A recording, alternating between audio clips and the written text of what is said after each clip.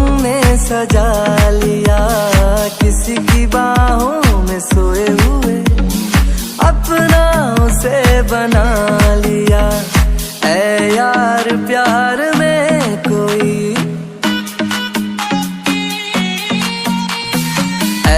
बेटा, तुम तैयार हो गई हो क्या? और कितना टाइम है? सगाई का मुहूर्त निकला जा रहा है, जल्दी करो। सब तुम्हारा वेट कर रहे हैं, जल्दी चलो। हाँ मॉम, चलिए मैं आ रही हूँ। ओहो, मेरी ताई बेटी आज कितनी सुंदर लग रही है, इसको किसी की नजर ना लगे। ठीक है बेटा, मैं जा रही हूँ, तुम जल्दी आओ, सब तुम्हारा वेट कर रहे हैं। कहाँ है ताई बेटी? आई नहीं अभी तक? उसे और कितना टाइम लगेगा? आपके साथ आई क्यों नहीं वो अभी तक? वो बस तैयार है, आ ही रही है। लो जी, आ गई हमारी ताई बेटिया। देखो कितनी प्यारी, कितनी सुंदर लग रही है ना। हाँ, हमारी बेटा कितनी सुंदर लग रही है, इसको किसी की नजर ना लगे।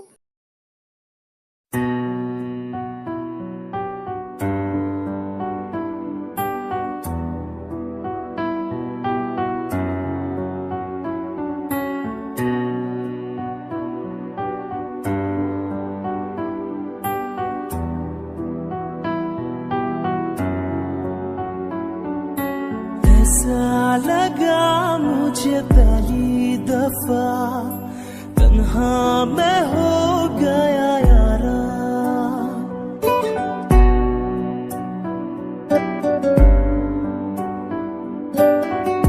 देखिए ताई आ गई है, कितनी सुंदर लग रही है ना वो। मैंने बोला था ना आपसे कि हमारे देवर जी के लिए ताई ही परफेक्ट है। देखो ना कितनी प्यारी लग रही है वो। देखिए ना, देवर जी की आंखें भी ताई से हट नहीं रही है, कितनी प्यारी लग रही है वो। हाँ, कितनी सुंदर लग रही है वो। जब जंकुक के साथ में रहेगी तो कितनी सुंदर लगेगी।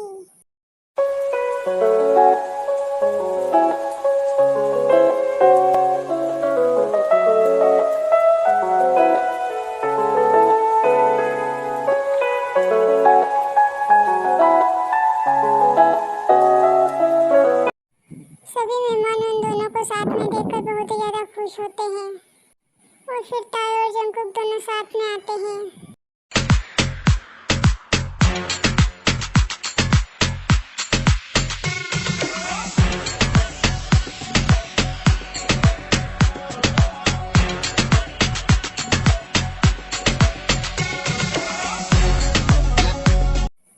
सुनो जी, सगाई का मुहूर्त निकला जा रहा है, आप थोड़ा जल्दी करिए ना। हाँ, मैं शुगा से कहता हूँ कि अब तैयारी करें। शुगा बेटा, क्या अब हम रिंग पहनाने की रस्म पूरी करें, क्योंकि टाइम निकला जा रहा है, मुहूर्त बहुत कम बचा हुआ है। हाँ अंकल, मुहूर्त वैसे भी बहुत कम बचा हुआ है और शुभ काम में देरी कैसे हम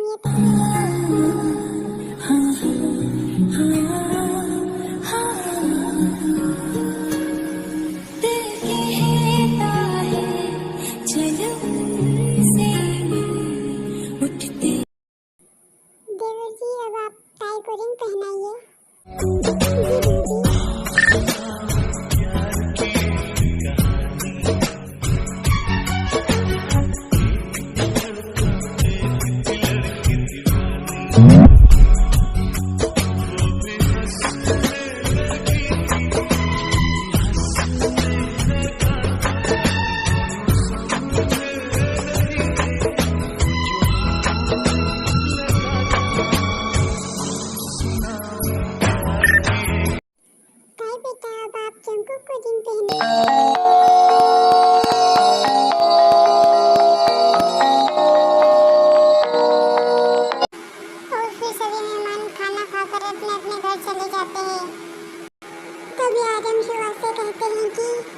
कैसा रहा सगाई का ये प्रोग्राम? कहीं किसी चीज की कमी तो नहीं रही?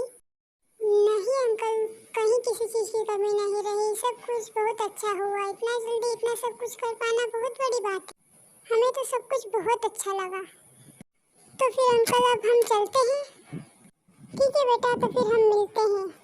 शुगा और जिमिन दोनों अपने घर चले जाते हैं और फिर जीन आराम से कहती है, आज भगवान की वजह से हमारा सब कुछ अच्छा हुआ, वरना पता नहीं क्या होता आज हमारा।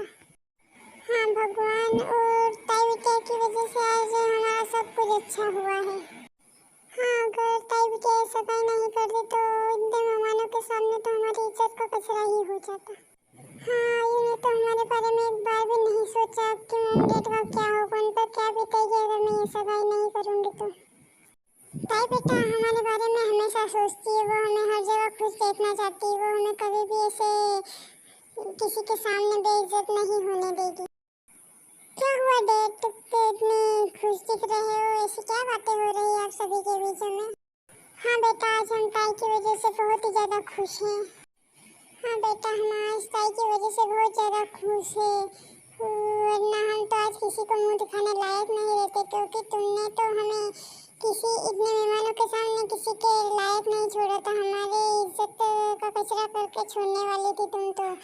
तुमने तो एक बार भी नहीं सोचा कि अगर मैं ये सगाई नहीं करूँगी तो मॉम डैड पर क्या बीतेगी, पर तुम्हें तो कोई फर्क नहीं पड़ता किसी के साथ कुछ भी हो।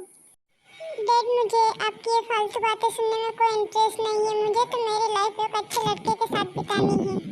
अगर मैं ये सगाई कर लेती तो मेरी इमेज मेरे दोस्तों के सामने क्या रह जाती? वो सब मुझे ऐसे ही कहते ना कि इतने बड़े घराने की लड़की ने एक ड्राइवर के साथ सगाई कर ली। अच्छा हुआ मैंने ये सगाई नहीं की, वरना मेरे दोस्तों के सामने मेरी इज्जत का कचरा हो जाता। मुझे तो कोई फर्क नहीं पड़ता किसी के साथ कुछ भी हो। आयु, तमीज से बात करो, तुमने एक बार भी सोचा है तुम किसके सामने खड़ी हो और किससे बात कर रही हो? हाँ पता है मुझे, मैं किसके सामने खड़ी और किससे बात कर रही हूँ, और हाँ मैं तमीज से ही बातें कर रही हूँ, आई समझ में? अच्छा हुआ मैंने उस ड्राइवर के साथ सगाई नहीं की, वरना मेरी तो पूरी लाइफ ही खत्म हो जाती। मैं अपने दोस्तों के सामने कैसे जाती? मेरी तो मेरे दोस्तों के सामने कोई इमेज ही नहीं रहती अगर मैं उस ड्राइवर के साथ सगाई कर लेती। और हाँ ताई, जैसी तेरी सोच है गरीब लोगों के पास में रहने की, वैसे ही तुझे भगवान ने भी एक ड्राइवर के साथ सगाई करवा दी तेरी। भगवान ने भी सोचा कि ये हमेशा गरीब लोगों के बारे में ही सोचती रहती है, तो इसे भी क्यों ना गरीब के पास ही भेज देता हूँ। आयु, मैंने जो कुछ भी किया है मॉम डैड के लिए किया है, मैं हमेशा मॉम डैड को खुश देखना चाहती हूँ। मैं हमेशा उनकी सारी बातें मानूंगी, क्योंकि अपने मॉम डैड हमेशा हमारे बारे में अच्छा सोचते हैं और वो हमारा हमेशा अच्छा ही करेंगे, हमारी लाइफ में कभी भी कुछ भी गलत नहीं होने देंगे। ठीक है ताई, इतना भाषण मत दे, मैं तेरी ये भाषण सुनने नहीं आई हूँ, ये फालतू की बकवास मेरे सामने अब मत करना। और फिर आये इतना कहकर अपने कमरे में चली जाती है। तभी जीन कहती है कि ये भगवान, क्या होगा इस लड़की का, कैसे इसकी लाइफ निकलेगी, मुझे तो कुछ समझ ही नहीं आता। मॉम, आप ही कहते हो ना कि जो भी होता है अच्छे के लिए होता है, तो फिर आप इतना लोड क्यों ले रहे हो, इतना टेंशन में क्यों रहती हो? हाँ बेटा, पर क्या करूँ, इतनी बड़ी हो गई है, फिर भी इसकी हरकतें देखो तो वही छोटी बच्चियों जैसी है। तो ये पार्ट मैं आज यहीं ख़त्म कर रही हूँ। अगर आपको ये पार्ट पसंद आए तो ज़रूर कमेंट करके बताना, ताकि मैं नेक्स्ट पार्ट जल्दी अपलोड कर पाऊँ। और हाँ, तारा और जंगकुक की सगाई कैसी लगी ज़रूर कमेंट करके मुझे बताना। अभी के लिए मैं चलती हूँ, बाय, लव यू।